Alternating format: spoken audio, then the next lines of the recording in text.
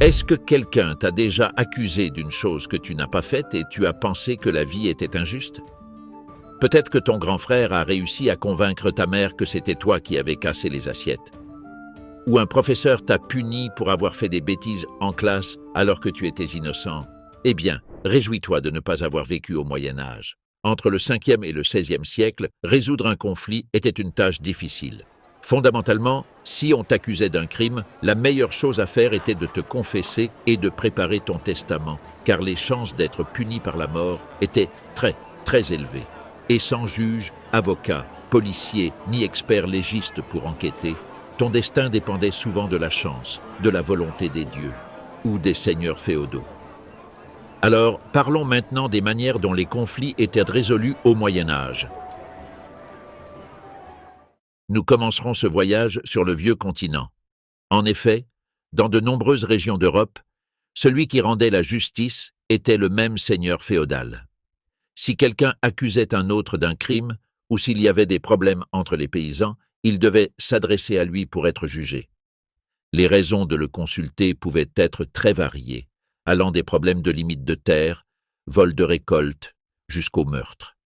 Mais il arrivait aussi que ce soit lui qui demandait ta présence pour répondre du horrible délit de ne pas lui avoir accordé son droit de cuissage. En d'autres termes, si tu ne laissais pas ton seigneur passer la nuit de noces avec ta femme, tu pouvais commencer à préparer ta nuque. Les affaires étaient souvent complexes et difficiles à résoudre. Donc, un noble pouvait passer des journées entières à écouter les plaintes de ses paysans et parfois, il devait même convoquer toute son équipe de conseillers juridiques pour l'aider. Mais on ne parle pas ici de Harvey Specter ou Mike Ross, mais d'autres vassaux ou serviteurs qui jouaient le rôle de jurés ou conseillers. Ces procès étaient généralement marqués par le trafic d'influence, les pots de vin, la corruption et des décisions injustes. Une belle tradition qui perdure jusqu'à aujourd'hui. Car les autorités ne protégeaient pas les citoyens sans défense et sans droit au au Moyen Âge. Cela dit, selon la région et le pays, il existait des systèmes juridiques très stricts. Quittons l'Europe pour nous rendre de l'autre côté du monde, au Japon féodal, où ils avaient aussi leurs méthodes pour régler les conflits quotidiens. En général, les seigneurs féodaux et les samouraïs réglaient les affaires sur la base de concepts comme la loyauté, l'honneur et la hiérarchie du clan auquel tu appartenais. Donc, si tu portais atteinte à l'honneur d'un samouraï et que ton clan n'était pas puissant ou que tu n'avais pas de bonnes relations avec ton seigneur, tu pouvais te retrouver obligé d'affronter le samouraï en duel. D'autre part, au Japon médiéval, il n'était pas mal vu qu'une personne fasse justice elle-même. En fait, ils avaient créé tout un système de règles et lois pour cela, connu sous le nom de katakyuchi. Tu sais, parce que le désordre doit se faire dans l'ordre. Bien que ce soit officiellement légiféré à l'époque Edo, la coutume de prendre des représailles en guise de vengeance existait depuis plusieurs siècles. Dans le Nihon Shoki, le deuxième plus ancien livre du Japon datant du 7e siècle, on trouve déjà des cas qui confirment cette pratique. Généralement, elle était réservée aux samouraïs. Le katakyuchi s'appliquait aux cas d'assassinat de proches comme un père ou un frère aîné, mais pas aux descendants comme un fils ou une épouse. De plus, cette vengeance était rarement exercée contre quelqu'un qui n'était pas un parent de sang. Donc, si le meurtrier de ton père était ton seigneur féodal, là, le katakyuchi disait que rien ne pouvait être fait. Pour venger, le parent devait en informer les autorités et obtenir leur permission. Sinon, il pouvait être jugé meurtrier. Lors du duel, celui qui avait commis le premier meurtre avait le droit de se défendre. Mais si ce dernier mourait, la famille du nouveau mort n'avait pas le droit de se venger. Bien que le katakyuchi ait surtout été exercé par des samouraïs, parfois des membres d'autres classes sociales, même des enfants, l'appliquaient. Quand un chef de famille était tué, son fils légitime devait le venger. Sinon, il ne pouvait pas hériter du nom de famille. Restons en Asie, mais parlons maintenant d'un des plus grands empires de l'histoire, les Mongols. L'empire mongol fut une grande puissance militaire et politique de son temps, en partie grâce à sa cavalerie puissante et à la discipline et l'obéissance de ses troupes et citoyens. Mais ce succès ne fut pas un hasard. C'était un plan conçu par le grand Khan des Khans lui-même. Un jour, le bon Gengis décida d'établir une loi qui gouvernerait la vie politique, sociale et culturelle de la nation. Ce corpus législatif contenait toutes sortes d'obligations, certaines liées à la guerre, comme ne négocier avec l'ennemi qu'en cas de défaite totale. D'autres expliquaient comment traiter les supérieurs. Et il y avait même des lois pour protéger les femmes contre les enlèvements et mariages forcés avec des hommes d'autres tribus, une pratique très répandue à l'époque. Ce code était appelé la Yassa, et bien que strictement appliqué, il était aussi paradoxalement un document ultra secret. Oui, tu as bien entendu, lire la Yassa était un privilège réservé aux khanes et à quelques conseillers proches. Et les pauvres citoyens, eux, l'apprenaient oralement.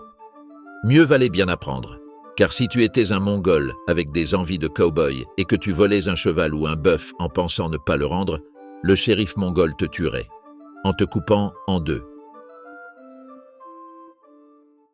D'autre part, les Mongols n'ont pas été le seul empire au Moyen-Âge à gérer les conflits entre ses citoyens à travers un corpus légal. Cette pratique était aussi courante chez les Byzantins, dont l'empereur Justinien créa en 528 après JC un code portant son nom, visant à clarifier et moderniser les anciennes lois régissant l'Empire, éliminer les incohérences et surtout accélérer les procédures légales. Car à Byzance, comme dans beaucoup d'endroits encore aujourd'hui, la bureaucratie était une machine gigantesque. À cette époque, de nombreux cas étaient soumis aux autorités romaines, en raison de malentendus ou de mauvaises interprétations des lois. De plus, les accusés de crimes graves pouvaient faire appel au César pour juger leur cause. Il semble que Justinien Ier avait d'autres priorités, comme reconquérir des territoires, et confia donc à une commission de juristes dirigée par Tribonien la tâche d'évaluer quelles lois romaines devaient être abandonnées car obsolètes, et lesquelles devaient être conservées ou modifiées. Le but de ce vaste projet était d'établir une législation plus claire, mais bien sûr, les responsables de cette mission ne savaient pas dans quoi ils s'engageaient, car pour la mener à bien, ils durent examiner en détail plus de 2000 livres et 3 millions de lignes de texte légal, et tout cela sans pouvoir utiliser ChatGPT. Le code de Justinien couvrait tous les aspects de la vie et de la société de l'Empire byzantin, depuis les pouvoirs de l'empereur, les devoirs des fonctionnaires, jusqu'aux lois régissant les impôts et les successions. En outre, les questions ecclésiastiques prirent une importance accrue, selon ce corpus légal, puisque l'Église commençait déjà à devenir une institution clé de la société médiévale. Elle acquit rapidement le pouvoir de médiation, d'accusation, voire d'établir des sentences que nous considérerions aujourd'hui comme très injustes. Au Moyen Âge, l'Église possédait un immense pouvoir juridique. Elle pouvait non seulement infliger des amendes, condamner, excommunier ou juger les clercs, mais aussi les laïcs, car son influence dépassait le domaine spirituel pour s'étendre à la société par le biais d'écoles, d'hôpitaux et même de terres, appartenant à son patrimoine. Le christianisme disposait déjà d'un système légal propre, connu sous le nom de droit canonique. Il s'appuyait sur la Bible, les écrits des pères de l'Église, les décisions des conciles et les décrets papaux. En 1140, un moine juriste nommé Gratien commença la rédaction d'une œuvre monumentale visant à concilier les normes canoniques contradictoires existant dans l'Église. Ce travail lui prit du temps, mais en 1142, l'œuvre était terminée et il ne restait plus qu'à la promouvoir via le bouche à oreille, le réseau social de l'époque. L'autorité des textes rassemblés dans le décret de Gratien et leur grande utilité pratique firent que l'on y recourait de plus en plus pour trancher les questions de droit canonique. Jusqu'à sa publication, il existait une confusion entre juridiction civile et ecclésiastique. Le travail de Gratien fut fondamental pour définir jusqu'où allaient dans les pouvoirs civils et ceux de l'Église, et quels cas relevèrent de chacune. L'influence de Gratien fut telle qu'il mérita une place au paradis. Pas celui que vous imaginez, mais dans le livre du poète italien Dante Alighieri, qui le célèbre comme un des docteurs de l'Église, reconnaissant l'importance de son œuvre. Abbé, évêque et juge, nommés par le pape lui-même, utilisaient le décret de Gratien et ses mises à jour. Ils pouvaient offrir asile temporaire aux accusés de divers crimes pour éviter que les plaignants ne deviennent bourreaux. Le droit canonique servait surtout à juger les affaires liées au clergé, à la morale, au serment, voire au mariage. À cette époque, ce sont les prêtres qui résolvaient les conflits civils et familiaux, comme dans le scandaleux procès en divorce du roi Henri VIII d'Angleterre. Ce monarque voulait un héritier mâle légitime, ce qu'il n'avait pas encore obtenu, bien qu'il ait déjà un fils illégitime. Le problème était qu'il était tombé amoureux d'Anne Boleyn et ne voulait plus vivre avec son épouse Catherine. Mais pour divorcer et se remarier, il devait obtenir l'autorisation papale, qui devait déclarer nul le mariage. Dans ce processus, comme souvent au Moyen Âge, plusieurs acteurs jouèrent un rôle dans un immense jeu d'échecs politiques. Le pape Clément VII subissait de fortes pressions du souverain espagnol Charles Quint, parent de l'épouse que l'on voulait écarter. Henri ne lâchait pas l'affaire et envoyait sans cesse des émissaires à Rome. Commencèrent alors les rumeurs. Catherine, mariée auparavant mais sans consommation, aurait eu des relations avec son premier mari, ce qui donnait raison aux Anglais. L'affaire s'éternisa jusqu'à ce qu'un Henri VIII désespéré retire plusieurs clercs de leurs fonctions politiques en Angleterre et rompe avec l'Église catholique, fondant une nouvelle Église anglicane dont il devint le chef suprême. Il put ainsi divorcer de Catherine et de 4 autres femmes, y compris la pauvre Anne Boleyn, accusée d'adultère, d'inceste et de sorcellerie pour l'avoir épousée. Bref, scandale après scandale, mais aucun ne rivalise avec le suivant. Le cas le plus célèbre impliquant le système légal de l'Église au Moyen Âge survint à la fin de cette période au cours d'un duel complexe entre Français et Anglais. Non, pas une Coupe du Monde, mais une toile politique complexe qui mena Jeanne d'Arc au bûcher. Cette jeune paysanne affirma avoir eu des visions de l'archange Michel, de sainte Marguerite et de sainte Catherine d'Alexandrie, qui lui auraient ordonné d'aider Charles VII à être couronné roi et à libérer la France de la domination anglaise. Au début, elle fut accueillie avec scepticisme, même soumise à une enquête par le prince de France, qui conclut qu'elle était une fille irréprochable, bonne chrétienne, humble, honnête et simple. Jeanne prédira la victoire à Orléans et devint un symbole de la lutte française, toujours portant son étendard sur les champs de bataille. Son fervent catholicisme la conduisit à menacer l'église hussite de Bohême, qu'elle qualifia d'hérétique. Pourtant, rien n'empêcha sa capture par ses ennemis le 23 mai 1430, puis sa remise aux Anglais. Quelques mois plus tard, le 9 janvier 1431, elle fut jugée par un tribunal ecclésiastique, pour hérésie et travestissement, ayant porté vêtements et armure d'homme pour se protéger au combat. Le procès fut controversé, ses droits souvent violés, notamment l'interdiction d'avoir un avocat. Malgré son courage, elle fut condamnée au bûcher le 30 mai 1431. Bien qu'excommuniée, elle reçut les sacrements.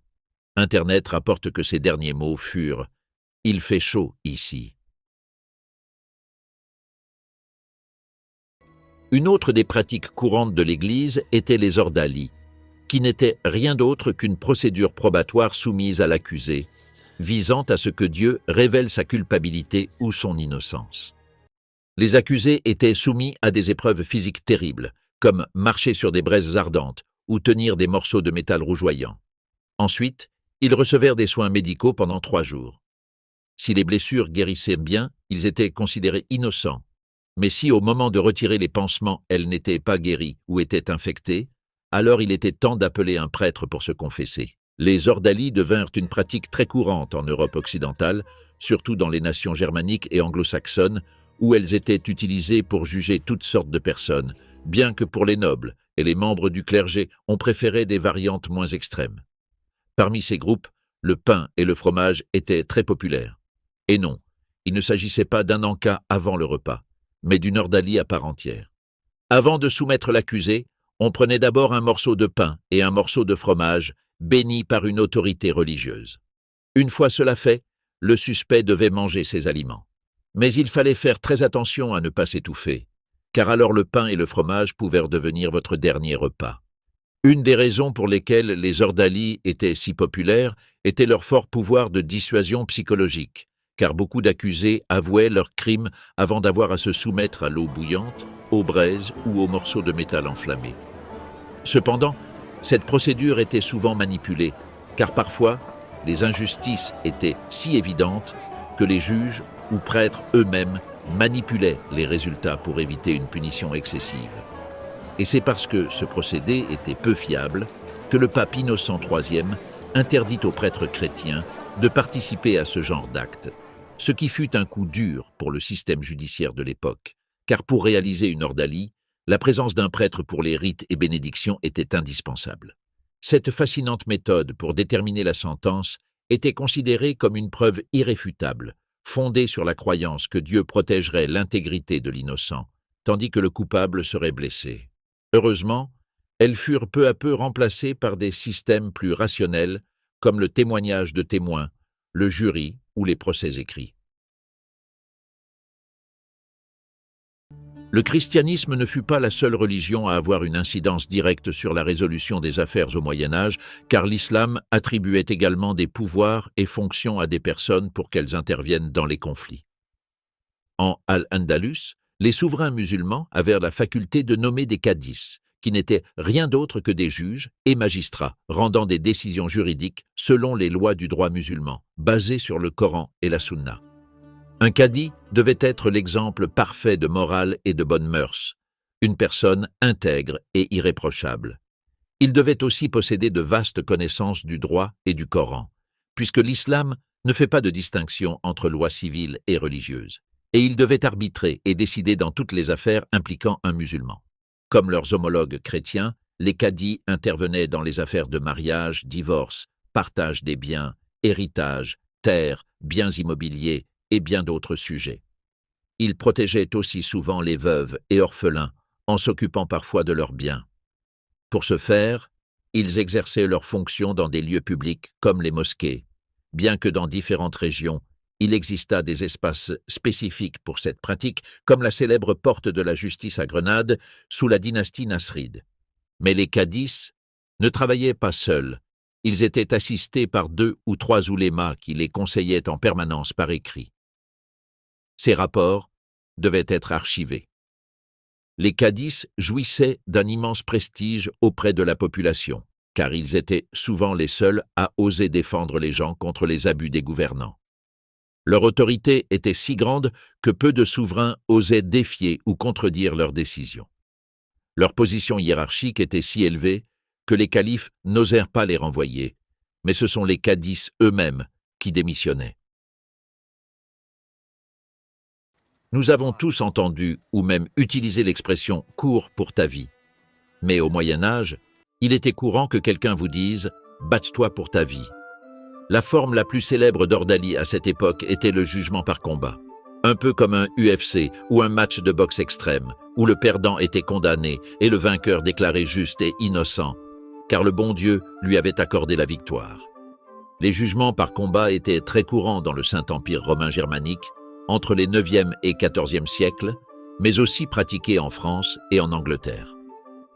Cependant, le plus célèbre de tous eut lieu à Port-Réal, lorsque Oberyn Martell affronta Ser Gregor Clegane, plus connu sous le nom de La Montagne, pour décider du sort de Tyrion Lannister.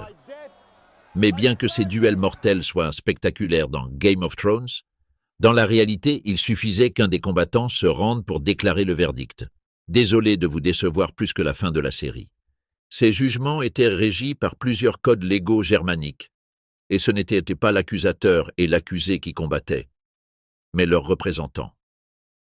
Les nobles aimaient régler leurs différends ainsi, alors que les citoyens ordinaires étaient tenus par la loi de se présenter devant les magistrats. Un noble avait le droit de défier un autre sans l'intervention d'un représentant légal. Les Anglais avaient des règles claires pour savoir quand un jugement par combat pouvait avoir lieu. Si l'accusé était surpris en flagrant délit, il ne pouvait pas demander ce traitement.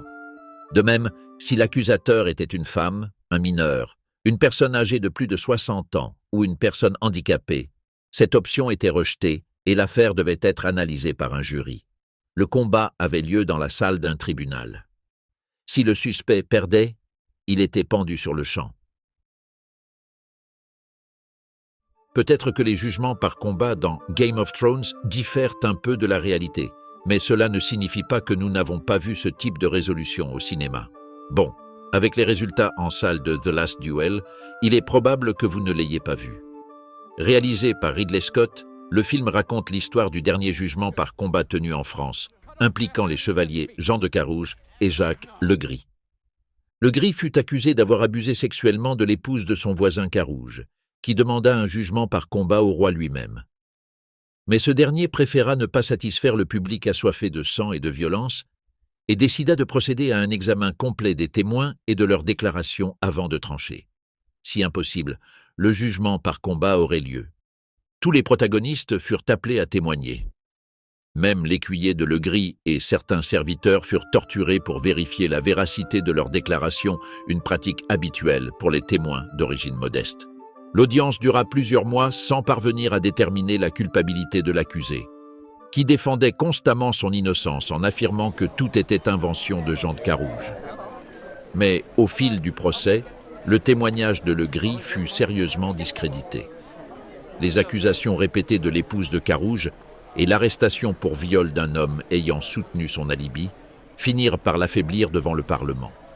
Finalement, le jugement par combat eut lieu et le dénouement fut fatal pour Le Gris, dont la culpabilité ou l'innocence reste discutée par les historiens. Un autre aspect du Moyen-Âge est qu'il n'y avait pas encore de thérapie de couple, mais on pouvait régler les disputes conjugales par un jugement par combat, comme le montrent certains manuscrits illustrés. Cependant, les combats hommes-femmes avaient des règles différentes de celles entre hommes. D'abord, on cherchait à ce que le combat soit aussi équilibré que possible. Pour cela, l'homme était placé dans une fosse, jusqu'à la taille, avec une main attachée dans le dos, tandis que son épouse avait liberté de mouvement au-dessus. Les armes. La dame disposait de 3 pierres, et le mari tentait de la frapper avec des bâtons en bois. Selon Hans Talhofer, grand maître d'escrime médiéval, l'homme portait un costume ajusté avec une capuche, sans doute pour se protéger des pierres, et la femme une longue chemise spéciale avec une manche fermée où elle cachait la pierre. Ces combats étaient de véritables spectacles. Bien qu'ils paraissent fictifs, on connaît au moins un cas au XIIIe siècle à Berne, en Suisse actuelle, où la femme remporta le combat contre son mari. Avec le temps, les jugements par combat furent abolis, remplacés par les duels, eux-mêmes interdits lorsque d'autres méthodes moins violentes apparurent pour résoudre les conflits. Donc, la prochaine fois qu'on vous accuse d'un crime que vous n'avez pas commis ou qu'on offense votre honneur injustement, souvenez-vous que vous pouvez toujours exiger un jugement par combat. Espérons que les dieux soient de votre côté.